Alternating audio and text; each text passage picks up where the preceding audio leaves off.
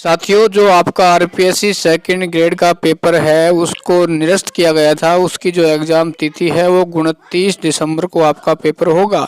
लेकिन साथियों, कल जो पेपर लीक हुआ था, यानी आप सोच सकते हो चलती हुई बस में 40 से 50 ऐसे युवा थे जिनको ये पेपर करवाया जा रहा था। और करवाने वाले को मैं मानता हूँ कि भाई उसका आप जज्बा देख सकते हो, बिल्कुल सरेआम आप यहाँ पर देख सकते हो। 10 से भाई 15 लाख में जो पेपर बिका है।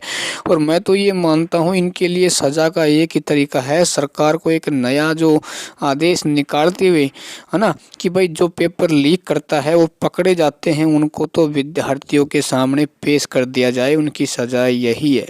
क्योंकि आप सोच सकते हो एक युवा जो 1 साल से मेहनत कर रहा है ना, और इतनी कपकपाती हुई सर्दी में वो अपनी एग्ज़ाम देने के लिए जाता है। जब उसको वहाँ जैसे सेंटर पे पहुँचता है और उनको ये पता चलता है कि पेपर लीक हो चुका है और विद्यार्थियों के पास पहुँच चुका है, तो आप सोच सकते हो उस विद्यार्थी का सिलेक्शन कहाँ होगा।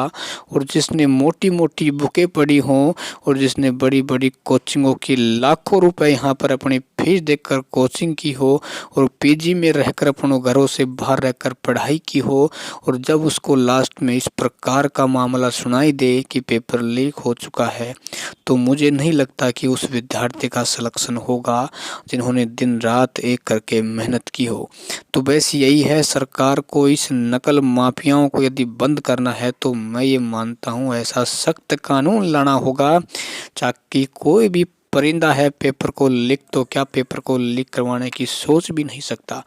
क्योंकि आपको जो सऊदी अरब में जो कानून है ना, यदि भाई साहब ऐसा कानून भारत में लागू हो जाएगा तो भारत की जो बेरोजगारी की एक दलदली फैली हुई है वो दलदल समाप्त हो जाएगा।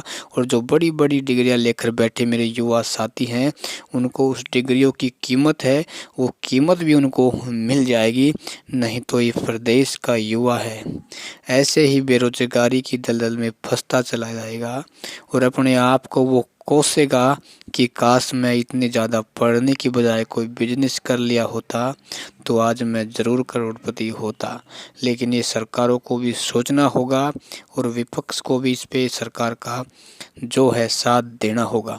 क्योंकि देखो भाई, पेपर लीक होता है वो सरकार की कमी नहीं होती है, उसमें कुछ न कहीं देखो और लोगों का भी दोष होता है जो सरकार को गिराने का प्रयास भी करते हैं। तो ठीक है ना, तो इन ऐसे माफियाओं को पकड़कर इनको भाई साहब, मैं तो ये मानता हूँ इन मेहनत करने वाले विद्यार्थियों के हवाले कर दिया जाए। इनकी सज़ा यही लगती है मुझे तो।